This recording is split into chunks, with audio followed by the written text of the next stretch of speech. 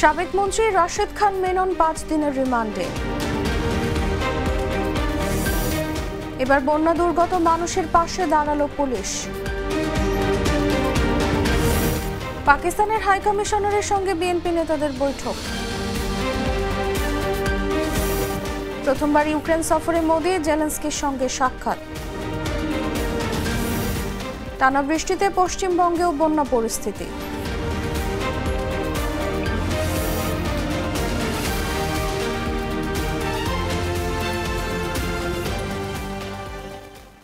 এতক্ষণ শুনছিলেন সংবাদ শিরোনাম। সন্ধ্যা 7টা নিউজে সবাইকে আমন্ত্রণ জানাচ্ছি, সাথে আছি আমি তাসলিমা তিথি।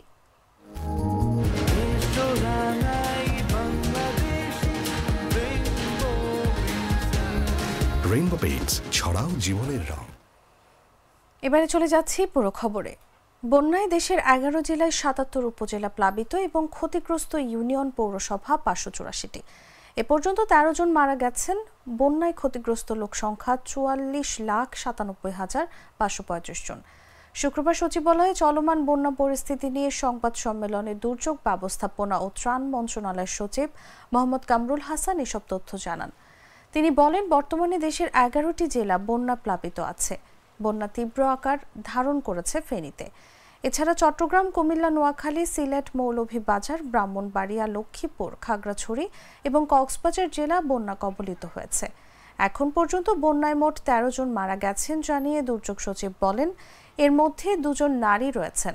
কুমিল্লায় 4 জন, ফেনীতে 1 জন, চট্টগ্রামে 2 জন, নোয়াখালীতে 1 জন, ব্রাহ্মণবাড়িয়ায় 1 জন, লক্ষ্মীপুরে 1 জন এবং কক্সবাজারে 3 জন মারা গেছেন। 3160টি আশ্রয় কেন্দ্র খোলা হয়েছে। এসব আশ্রয় কেন্দ্রে 1,88,739 জন আশ্রয় নিয়েছেন। 11 জেলার ক্ষতিগ্রস্তদের চিকিৎসা সেবা প্রদানের জন্য মোট 637টি মেডিকেল টিম চালু রয়েছে।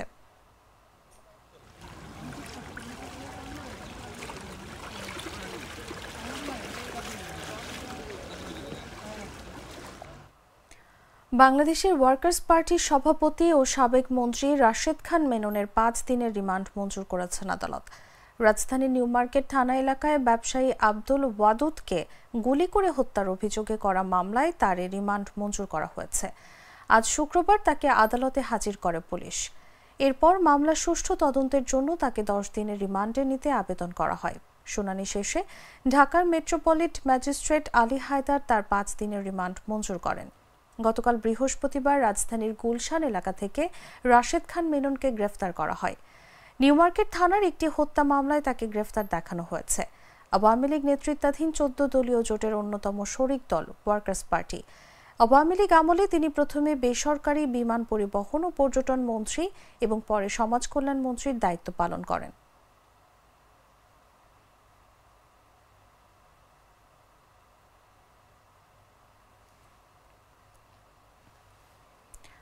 গত 5 আগস্ট সরকার পতনের পর সারা দেশে পুলিশ সদস্য হতাহতের ঘটনা ঘটে।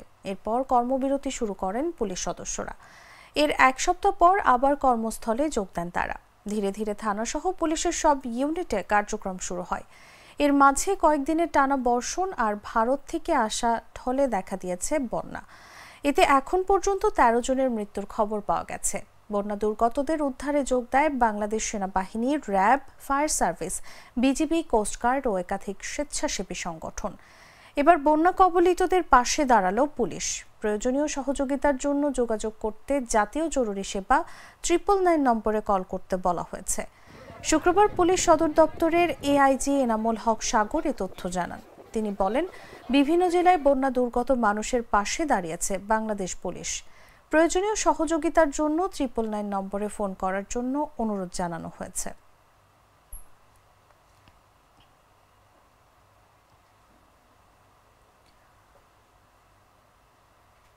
ঢাকা চট্টগ্রাম মহাসড়কের 40 কিলোমিটার এলাকা জুড়ে তীব্র যানজটের সৃষ্টি হয়েছে।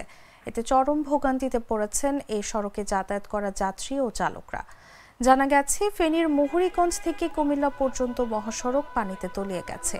এতে যান চলাচল বন্ধ হয়ে যায়। মহাসড়কের ঢাকামুখী লেনের মিরসরাই দপ্তর সদর থেকে ফেনী পর্যন্ত হাজারো গাড়ি আটকা রয়েছে।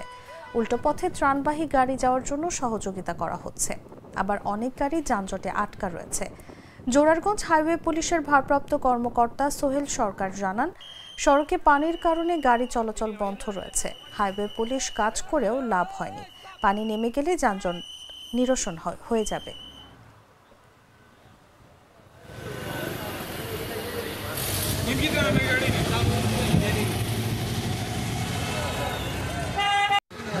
দেখি পানি একটু জামে আছি। তারপর বর্তমানে হোটেল সব বন্ধ, খাবার খাওয়া যাচ্ছে না, পানি নাই। তারপর এখন আমরা কিভাবে যাব? তো কালকে বিকালে থেকে আমরা এই পর্যন্ত এখানে পড়ে রয়েছি।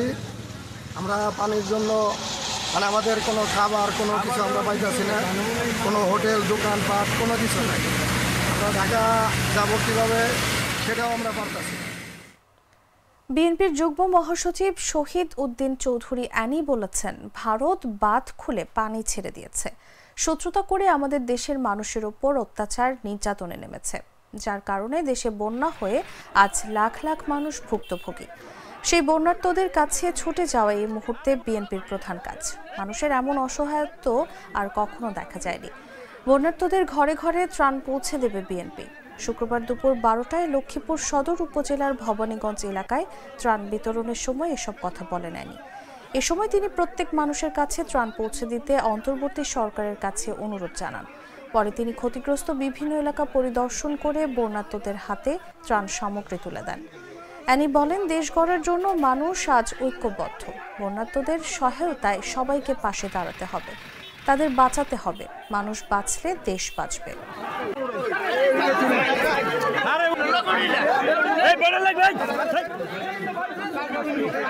এই পরিস্থিতি আমি দেখি নাই যে পানির যে জোয়ার, পানির যে ঢল যেভাবে নামছে, এটা কোনো স্বাভাবিক বৃষ্টি প্রাকৃতিক দুর্যোগের পানি না।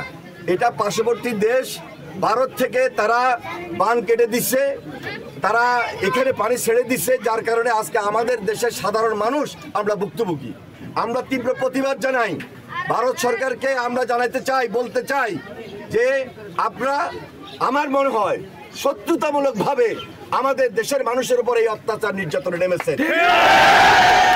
আমাদের দেশের মানুষ আজকে ঐক্যবদ্ধ, আমরা ঐক্যবদ্ধ হয়েছি দেশ গড়ার জন্য, কিন্তু এর মধ্য দিয়ে আমাদের উপর এই ধরনের অত্যাচার নির্যাতন আমরা মেনে নেব না। আমরা সাধারণ মানুষকে ঐক্যবদ্ধ রাখবো, আরেকদিকে সাধারণ মানুষের পাশে ত্রাণ সহায়তা নিয়ে যাচ্ছি। মানুষকে বাঁচিয়ে রাখতে হবে, মানুষ বাঁচলে দেশ বাঁচবে, এটা আমাদের স্লোগান, খালেদা জিয়ার স্লোগান। ইনশাল্লাহ আমরা সবাইকে নিয়ে আমরা এই দেশটাকে গড়বো, ঐক্যবদ্ধভাবে গড়বো। আরএফএল ওয়্যার ড্রপ, এতে ব্যবহৃত ইনসেক্টস রেপিলেন্ট মাস্টার ব্যাচ পোকামাকড় থেকে কাপড়কে রাখে সম্পূর্ণ সুরক্ষিত। আরএফএল ওয়্যার ড্রপ, যত্নে থাকুক ভালোবাসা। বিএনপি মহাসচিব মির্জা ফখরুল ইসলাম আলমগীরের সঙ্গে বৈঠক করেছেন পাকিস্তানের হাই কমিশনার সৈয়দ আহমেদ মারুফ। শুক্রবার বেলা 11টার দিকে গুলশানে বিএনপি চেয়ারপারসন বেগম খালেদা জিয়ার কার্যালয়ে সাক্ষাৎ করতে আসেন পাকিস্তানের হাই কমিশনার সৈয়দ আহমেদ মারুফ। সেখানে আরও উপস্থিত ছিলেন বিএনপির স্থায়ী কমিটি ও আন্তর্জাতিক বিষয়ক সদস্য আমির খসরু মাহমুদ চৌধুরী এবং দলীয় পদ স্থগিত থাকা শামা ওবায়েদ। আমির খসরু মাহমুদ পরে সাংবাদিকদের বলেন, সামনের দিনে দুই দেশ কোন কোন ক্ষেত্রে একসঙ্গে কাজ করতে পারে এবং দুই দেশের মধ্যে যে সম্ভাবনাগুলো আছে সেগুলো নিয়ে আলোচনা হয়েছে। ব্যবসার জন্য লেভেল প্লেইং ফিল্ড হতে যাচ্ছে, যা আগে ছিল না। দক্ষিণ এশিয়ার মধ্যে বিজনেস ইন্টিগ্রেশনে বাংলাদেশ সবচেয়ে পিছিয়ে আছে, সেটি নিয়ে আলোচনা হয়েছে।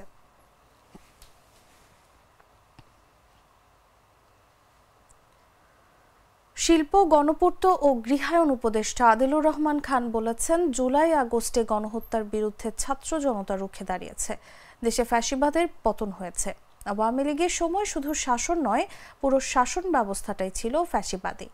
ফ্যাসিবাদ যেন ফিরে না আসে, সে সংস্কার চলছে।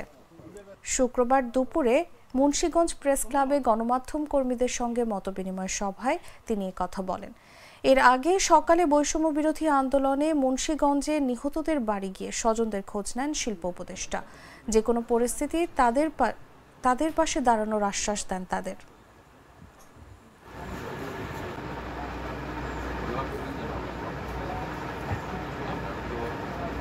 বাংলাদেশে জুলাই এবং অগাস্ট মাসে যে গণহত্যা হয়েছে, গণহত্যার বিরুদ্ধে বাংলাদেশের ছাত্র জনতা রুখে দাঁড়িয়েছিলেন। বৈষম্য বিরোধী ছাত্র ঐক্য নেতৃত্ব দিয়েছে এবং গণ অভ্যুত্থান ঘটিয়েছে। বাংলাদেশে ফ্যাসিবাদের অবসান হয়েছে, যেন ফ্যাসিবাদ আবার কখনো ফেরত না আসে সেই জন্য সংস্কারের চেষ্টা চলছে। আমাদের কাজটা হচ্ছে সংস্কারের কাজটা করা যত দ্রুততম সময়ে পারি, এরপরে একটা নির্বাচিত সরকারের হাতে ক্ষমতা হস্তান্তর করা বা নির্বাচিত ব্যবস্থার হাতে ক্ষমতা হস্তান্তর করা, এটাই বরং বলাটা ভালো। নির্বাচিত ব্যবস্থার হাতে ক্ষমতা হস্তান্তর করা এবং স্থানীয় পর্যায় থেকে জাতীয় পর্যায় পর্যন্ত যেন একটা গণতান্ত্রিক কাঠামো গড়ে ওঠে, অন্যায় অবিচারের অবসান হয়, ব্যাপকভাবে যে মানবাধিকার লঙ্ঘন হয়েছে সেটা অবসান হয় এবং আমরাও যেন অন্যদের যারা ভিন্ন আমাদের থেকে আলাদা, হয়তো একসময় আমাদের উপরে অত্যাচার করেছে, তাদেরও মানবাধিকারটা রক্ষা করি। কুমিল্লার বুড়িচং উপজেলায় বন্যার পানি বেড়েই চলছে। সময় যত গড়াচ্ছে পরিস্থিতি ততই ভয়াবহ রূপ নিচ্ছে। পানিবন্দীদের উদ্ধারে ফায়ার সার্ভিস, রাজনৈতিক কর্মী সহ বিভিন্ন সামাজিক সংগঠন কাজ করছেন। দুর্গতদের উদ্ধারে ব্যবহার করা হচ্ছে ট্রাকে করে নেওয়া হচ্ছে বিভিন্ন আশ্রয় কেন্দ্রে। স্থানীয়রা জানায়, রাতে বুরবুরিয়া গ্রামে গোমতী নদীর বাঁধ ভেঙে তীব্র স্রোতে হু হু করে লোকালয়ে পানি ঢোকে। দুপুর 2টা পর্যন্ত প্রায় লক্ষাধিক মানুষ পানিবন্দী হয়ে পড়ে। তাদের মধ্যে অনেকের ঘরে বুক সমান পানি হয়ে যায়। অপরদিকে মোবাইল নেটওয়ার্ক সমস্যার কারণে কেউ কেউ খবরও পৌঁছাতে পারছেন না। গ্রামবাসীর আবেদন, খাবার না দিয়ে অন্তত উদ্ধার করা হোক, তারা প্রাণে বাঁচতে চান। এর আগে বৃহস্পতিবার রাত 12:30টার দিকে বুড়িচং উপজেলার 16 নল ইউনিয়নের বুরবুরিয়া এলাকার গোমতী বাঁধের একটি অংশ ধসে পানি ঢুকতে থাকে। জি, আমরা আজকে এখানে উদ্ধার কাজে আসছিলাম। তো আমরা মূলত আছি এখন ইসাপুরা। এখানে উদ্ধার মোটামুটি মানুষ নিজ দায়িত্বে যার যার আশ্রয়স্থলে গেছে। 2-1টা বাড়িতে আমরা উদ্ধার করতে পারছি, কিন্তু মূলত মহিষমারা, ছাড়াতাইয়া, এখন বুরবুরিয়ার যে অঞ্চলটা সবচেয়ে বেশি ক্ষতিগ্রস্ত। আর ওই অঞ্চলে উদ্ধার কাজ তৎপরতা খুবই কম, বা উদ্ধার কাজ তৎপরতা বাড়ানোর জন্য যে বিষয়গুলো নৌকা লাগবে, ইঞ্জিন চালিত নৌকা এবং স্পিড বোট হলে উদ্ধার কাজ তৎপরতা বাড়ানো যাবে আর কি। তো সবার প্রতি রিকোয়েস্ট হলো, যারা আসতেছেন উদ্ধার কাজের জন্য প্রস্তুতি নিয়ে আসতে হবে। আসলে এমনি খালি হাতে আসা উচিত না। আর এখন আজকের দিনে অন্তত খাবার এদের আছে, যারা উদ্ধার কাজে আছে খাবার আছে পর্যাপ্ত, কিন্তু এখন দরকার হচ্ছে নৌকা এবং স্পিড বোট। আমাদের মহিষমারা, ছাড়াতাইয়া এবং বুরবুরিয়া নগরটা বেশি জরুরি, ওই অঞ্চলটা বেশি ক্ষতিগ্রস্ত। তো যারা আসতেছে সবাইকে রিকোয়েস্ট রইল নৌকা এবং স্পিড বোট নিয়ে আসার জন্য। আমরা মূলত এখানে কুমিল্লাস্থ ফতেহাবাদ ইউনিয়নবাসীর একটা ফুটবল সংগঠন, এখান থেকে আসছি। আবার আমাদের বান্নাফুর টিম আসছে এখানে। তারিখ টিভি জানাবো আন্তর্জাতিক সংবাদ।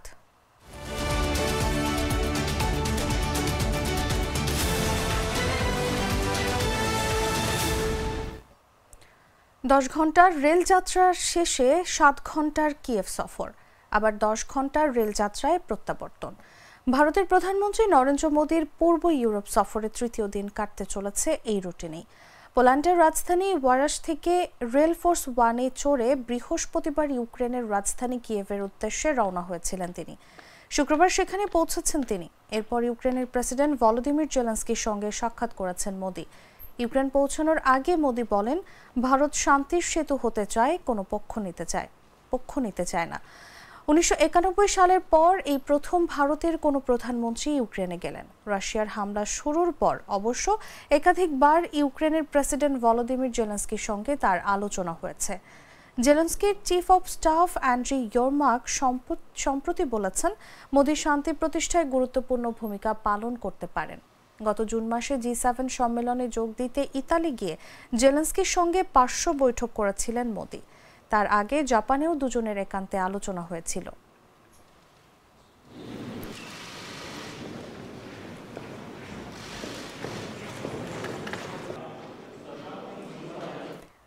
লাগাতার বৃষ্টিতে পশ্চিমবঙ্গের দক্ষিণ ও উত্তরবঙ্গে বেশ কিছু জেলায় বন্যা পরিস্থিতি তৈরি হয়েছে। বৃহস্পতিবার সারা রাত বৃষ্টি হওয়ায় শুক্রবার এসব এলাকায় পানি জমতে থাকে। এর আগে সিকিমে পাহাড় ধসের ফলে জলবিদ্যুৎ কেন্দ্রের একাংশে ভেঙে যাওয়ায় পশ্চিমবঙ্গের জলপাইগুড়ি জেলার গজলডোবায় বন্যা পরিস্থিতি তৈরি হয়েছিল। টাঙ্গন, পুনর্ভবা ও গঙ্গা নদীতে পানির স্তর বেড়ে গিয়েছিল। বিপদসীমার উপর দিয়ে বইছিল নদীগুলোর পানির স্তর, কিন্তু ধীরে ধীরে জলপাইগুড়ির বন্যা পরিস্থিতি স্বাভাবিক হতে থাকে ও সব নদীর পানির স্তর লাল সতর্কতা থেকে হলুদ সতর্কতায় নেমে দাঁড়ায়। এদিকে লাগাতার বৃষ্টিতে পশ্চিমবঙ্গের মহানন্দা নদীতে পানি বেড়ে গেছে। এছাড়া তিস্তা, তোরসা, রায়টাক, জলঢাকা সহ বিভিন্ন নদীতে পানির স্তর অনেকটাই বেড়ে গেছে। এরই মধ্যে সবকটি জেলা প্রশাসনের পক্ষ থেকে নজরদারি বাড়ানোর পাশাপাশি আপৎকালীন পরিস্থিতির জন্য প্রস্তুতি সেরে রাখা হয়েছে।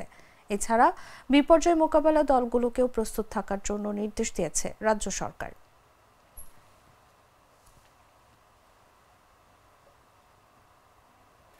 দর্শক, এই ছিল এখনকার মতো। ধন্যবাদ এতক্ষণ সাথে থাকার জন্য।